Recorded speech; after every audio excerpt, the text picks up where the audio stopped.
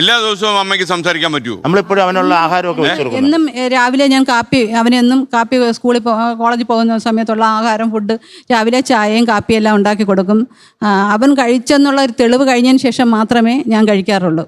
പിന്നെ ഉച്ചയ്ക്കുള്ള എന്താ തെളിവ് വരുന്നത്? അത് ആ ഫ്രിഡ്ജിലെ ലൈറ്റ് കത്തും. പിന്നെ തന്നെ കത്തും. ഹിന്ദു മതപ്രകാരം കാരണം അറിയാലോ, നമുക്ക് സംസ്കരിക്കണമെന്നൊരു ഇതുണ്ടായിരുന്നു. അത് ഇദ്ദേഹം പോയിട്ട് ഞാൻ മെഡിക്കൽ കോളേജിൽ നിന്ന് നേരെ എൻ്റെ വീട്ടിൽ വന്നിരിക്കുമ്പോൾ എന്നോട് ഇദ്ദേഹം വന്ന് പറഞ്ഞു, എൻ്റെ ശരീരം കത്തിക്കരുതെന്ന് പറഞ്ഞു, എന്നെ സംസ്കരിക്കണമെന്ന് പറഞ്ഞു. അങ്ങനെയാണ് നമ്മൾ ഇദ്ദേഹത്തിനെ കൊണ്ടുപോയി കല്ലറ കാരേറ്റെന്ന് പറഞ്ഞ സ്ഥലത്ത് സംസ്കരിച്ചിരിക്കുന്നത്. ഇപ്പോഴും അദ്ദേഹത്തിന്റെ സമാധി അവിടെ തന്നെ ഉണ്ട്. ഇത് ഇങ്ങനെ നിങ്ങളോട് തർക്കിക്കാനൊക്കെ ആൾക്കാർ ആരെങ്കിലും വന്നിട്ടുണ്ടോ? അതോ തർക്കിക്കാനുണ്ട് സാർ, ഒരുപാട് പേര് വന്നിട്ടുണ്ട്. കാരണം ഇത് പണ്ട് ഇദ്ദേഹം എൻ്റെ അടുത്ത് വരുമ്പോൾ ഞാൻ സ്റ്റാറ്റസ് ഇടുമായിരുന്നു. പണ്ട് ആദ്യ കാലഘട്ടം സ്റ്റാറ്റസ് ഇടുമായിരുന്നു. എനിക്ക് അറിയത്തില്ല ഇദ്ദേഹം വരുന്ന, എനിക്ക് ആരെങ്കിലും ഇത് പറയണം. ഞാൻ സ്റ്റാറ്റസ് ഇടുമ്പോൾ എൻ്റെ കൊളിക്ക് എൻ്റെ അടുത്ത് പറഞ്ഞിട്ടുണ്ട് എനിക്ക് ഭ്രാന്താണെന്ന് പറഞ്ഞിട്ടുണ്ട്. എന്നെ ഇവിടെയും സൈക്കാട്രിസ്റ്റിനെ കാണിക്കണമെന്ന് പറഞ്ഞൊരു അവസ്ഥ നമുക്കുണ്ടായിരുന്നു. അതിനുശേഷം 1 വർഷം കഴിഞ്ഞതിന് ശേഷം നമ്മൾ അദ്ദേഹത്തിന് പലരും ഇദ്ദേഹത്തിനെ തേടി അവിടെ വന്നിട്ടുണ്ട്. ഇദ്ദേഹത്തിൽ പ്രാർത്ഥിക്കുമ്പോൾ പലർക്കും പല പല അനുഭവങ്ങളുണ്ടായി. അങ്ങനെ ഇപ്പോൾ ഒരുപാട് പേര് ഇദ്ദേഹത്തിന് നമുക്കൊരു മനഃശാസ്ത്രജ്ഞനോട് ചോദിച്ചാലോ? മനഃശാസ്ത്രജ്ഞൻ അവർക്ക് അങ്ങനെ ഒരു അനുഭവം ഉണ്ട്, അവരത് തുടരുന്നു. ഇവിടെ ആർക്കാ പ്രശ്നം? ഒരു പ്രശ്നമല്ല, സന്തോഷമായിട്ട് അവരുടെ അനുഭവത്തിലൂടെ തുടരുന്നു എന്നുള്ളതാണ് എനിക്ക് തോന്നുന്ന ഒരു കാര്യം. കാരണം അവർക്ക് അവരുടെ മകനെ നഷ്ടപ്പെട്ടു, അവരുടെ മകനെ നഷ്ടപ്പെട്ടതുമായിട്ട് ബന്ധപ്പെട്ട് കുറെ അനുഭവങ്ങളിലൂടെ കടന്നു പോകുന്നു.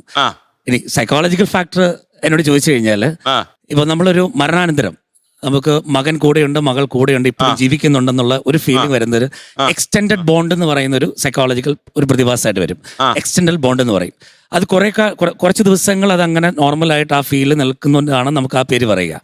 വീണ്ടും അത് കണ്ടിന്യൂ ചെയ്ത് പോകുമ്പോൾ കുറച്ചധികം കാലങ്ങൾ കണ്ടിന്യൂ ചെയ്യുന്നുണ്ടെങ്കിൽ ബെറോമൻ ഹാലൂസിനേഷൻ എന്ന് പറഞ്ഞ കാറ്റഗറിയിൽ വേണമെങ്കിൽ ഇതിൽപ്പെടുത്താം. ഇതിപ്പോ അവരവിടെ കൂടുതലായിട്ട് ഇരിക്കുന്നുണ്ട്. അതിനെക്കുറിച്ച് നമ്മൾ കൂടുതലായിട്ട് പഠിച്ചാൽ മാത്രമേ മനസ്സിലാവുള്ളൂ. അവരുടെ അനുഭവങ്ങൾ, അവർ കണ്ടെത്തിയ കാര്യങ്ങൾ, അത് സബ്ജക്റ്റീവ് എക്സ്പീരിയൻസ് ആണ്. പക്ഷെ അറ്റ് ദ സെയിം ടൈം ഇത്തരം കാര്യങ്ങളെ കുറിച്ച് പഠനം വരുമ്പോൾ നമുക്ക് ഈ എക്സ്റ്റൻഡഡ് ബോണ്ട് എന്ന ഒരു പഠനം വരുന്നുണ്ട്. അല്ലെങ്കിൽ വീണ്ടും അത് മുമ്പോട്ട് പോകുമ്പോഴേക്കും അത് ബെറോമൻ ഹാലൂസിനേഷന്റെ കോൺസെപ്റ്റ് വരുന്നുണ്ട്. ഇത് ഈ ഒരു കാര്യം എന്ന് പറയുമ്പോൾ ഇതിങ്ങനെ അവർ വിശ്വസിച്ച് മുന്നോട്ട് പോകുന്നത് കൊണ്ട് അതിലേക്കാ വരുന്നേ. ഇപ്പോ അത് വേറെ ആർക്കും പ്രശ്നവുമില്ല, അവർക്കും പ്രശ്നവുമില്ലെങ്കിൽ അത് സ്വച്ഛസുന്ദരമായിട്ടും ഒഴുകിക്കോളും. പക്ഷെ പിന്നീട് പോകുന്തോറും അവർക്ക് ഏതെങ്കിലും രീതി ബുദ്ധിമുട്ടുകളിലേക്ക് വരികയോ അല്ലെങ്കിൽ മറ്റുള്ളവർക്ക് ബുദ്ധിമുട്ട് വരികയോ ചെയ്യുന്നുണ്ടെങ്കിൽ ആണ് ഇതൊരു പക്ഷേ നമുക്ക് ചികിത്സ എടുക്കേണ്ടി വരും. അല്ല, അങ്ങനെ അടുത്തേക്ക് വരുമ്പോൾ നമ്മൾ കൂടുതലായിട്ട് ഇൻവെസ്റ്റിഗേറ്റ് ചെയ്യേണ്ടി വരും.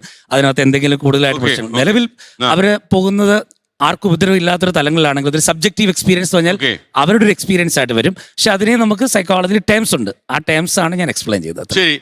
ലോകത്തെവിടെയായാലും ഏത് സമയത്തും 24 വാർത്തകളും ഓഗ്മെന്റഡ് റിയാലിറ്റി പാക്കേജുകളും എക്സ്പ്ലെയിനറുകളും വിശദമായി കാണാൻ ഞങ്ങളുടെ യൂട്യൂബ് ചാനൽ നിങ്ങൾക്ക് സബ്സ്ക്രൈബ് ചെയ്യാം.